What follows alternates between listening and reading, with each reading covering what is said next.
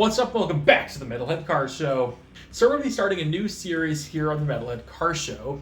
And what we're going to be doing is we're going to be doing ranking videos on cars or large groups of cars in things from pop culture. Now this one was actually recommended to me by my sister-in-law, but over the next 6 months we're going to be doing 12 videos on car ranking videos from things from pop culture. Music videos, TV shows, movies, video games. We're going to be looking at a lot of stuff. We're going to be doing it bi-monthly, and we're going to have some fun with it. But today I want to start off with a classic, the 1981 Cannonball Run. Now there's a lot of cars in this movie, so I'm going to be focusing on the 10 at the end of the movie, because there's a lot of background cars that are just kind of there to fill up space, so we're not going to be focusing on those, we're only going to be focusing on the main cars in the movie.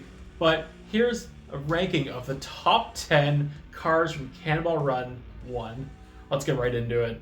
Starting off with the black and gold 1980 Pontiac Trans Am Turbo. Now I'm putting this one in 10th place purely because you see so little of it, and I'm pretty sure this is just there as a Smokey and the Bandit cameo. I'm not saying it's not a cool car. I do love Trans Ams. I think the Turbo is always a very cool idea, despite it made no power whatsoever. But due to you see so little of it, it's really not an important car, all things said and done, it's in 10th place. In 9th place, the Primer Gray 1976 Monte Carlo.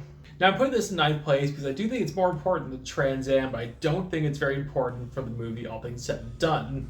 I think this could have ended up being a 74 Challenger or a 73 Mustang or a 76 Camaro, and nobody would have questioned it. So I see this as kind of a car that's filled the space. If it was something cooler, it would definitely be higher up, but due to its, a 76 Monte Carlo, I need to keep it pretty low on the list. In 8th place, the GMC Sierra 3500. Now this is a really unique choice of something to bring to one of these because it's going to have a lot of torque. You can put huge gas tanks in it and you can just go forever. And the first scene you see of it actually in the race, it goes off-roading, plows through a bunch of trees, which is pretty funny. It's not going to go too high on the list because I don't think it's that interesting of a vehicle, but I need to put it higher up than the others because I do think it is, all things said and done, an interesting choice to use for something like this nonetheless. In 7th place, I might get some flack for this, but the Ferrari 328 GTS. Now the scheming gambler who put this one together picked something kind of funny. 2 priests in a Ferrari. No one's going to pull that over, right? It is a funny method, but truthfully, it is the most gutless Ferrari possible. They make 220 horsepower, and I don't think it was a fast car then, let alone now. I think the car was picked because it looks nice on screen, but truthfully, I don't think it's a super cool choice. In 6th place, the Aston Martin DB5 James Bond spec. Now the idea of bringing a James Bond car to a Cannonball Run is super funny because it had the smoke screen, it had the oil slick, and you could get away with none of those things today, but the idea of maybe some point in the 70s, or I guess 1981, using that's really funny. Yes, I know it was super illegal then as well, I know, but it's funny. The only reason I'm putting it a bit lower on the list is because it feels like it was a comedy entry and not really a good race entry. If you had a really early 911 Turbo in there, or a Lotus Esprit Turbo, it would have been just as cool or cooler on screen, but due to they wouldn't have been a James Bond spec car, it wouldn't have been as interesting to watch. In 5th place, the Chevelle race car. Now, bringing a race car to a rally like this is absolutely hilarious and completely deranged. Because despite I think bringing the Ferrari would have been a bad idea, the Ferrari's at least be somewhat comfortable and somewhat usable, as when the race cars would be screaming at you the entire time and super uncomfortable for a 3,000 mile drive. But it is actually pretty funny to see. In 4th place, the Subaru DL. Now, Subaru DL is kind of an interesting pick for this because it's not a super interesting looking car. It's not a super fast car, and it's not a supercar. But it's in 4th place because it's almost the most realistic thing you could do on this in regards to all the crazy modded cars. Now, you're not putting a rocket in the back of the Subaru. I know, I'm not arguing for that one. But the idea of cutting all lights from the car and having night vision going, I've heard of people actually do that on the Cannonball Run sorts of drives. And yes, the cop would still catch you, I know, but it's super cool nonetheless. And outside of the GMC, it's the only car that can do any sort of off-roading, and it was only the very few purpose-built cars on the Rally.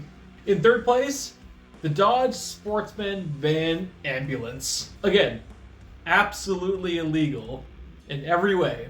But the idea of bringing a giant van with a decent amount of power is pretty funny to me. Because you can get one of these vans, you can mod like a 6-pack 440 to go into it, and this would actually move. Now, let's just say a van that big with a lot of power and an oversized gas tank, that would be an awesome move for a Cannonball Run. I'm not condoning the use of a fake ambulance for people to get out of your way, but I think it's super cool nonetheless. In second place, and probably the most oddball pick, but the Rolls-Royce Silver Shadow 1. Now the premise of this Rolls-Royce, it's this heavily modified, like almost race spec Rolls-Royce that'll go do like 140, 150 miles per hour, but also still be comfortable and very usable and luxurious as all hell. Which, like, dumping the Rolls-Royce 6.7 liter V8 and putting in like a heavily modified 396 or 454 Chevy engine would actually be really clever. If you could do that and also, well, fix the entire steering, brake, and suspension setup so it still rides comfortably but everything works properly, it would be a super cool move and it would actually throw a lot of people off. When I first discovered this movie, it definitely wasn't my favorite car, but now that I've kind of got time to think about it, it is absolutely one of my favorite cars. But there's a reason it's in second place. Because number one is the black Lamborghini Countach. Science says you can't hear photos, but if you've watched that movie and you saw the photo of the intro and the Countach driving there, you can absolutely hear it.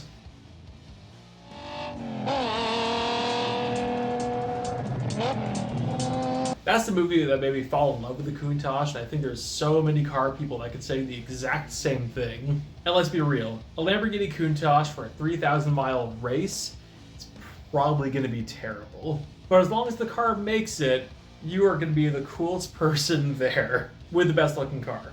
That also sounds the best. And also, it's a black Countach. The Countach in Cannonball Run actually has a lot of historical significance to it.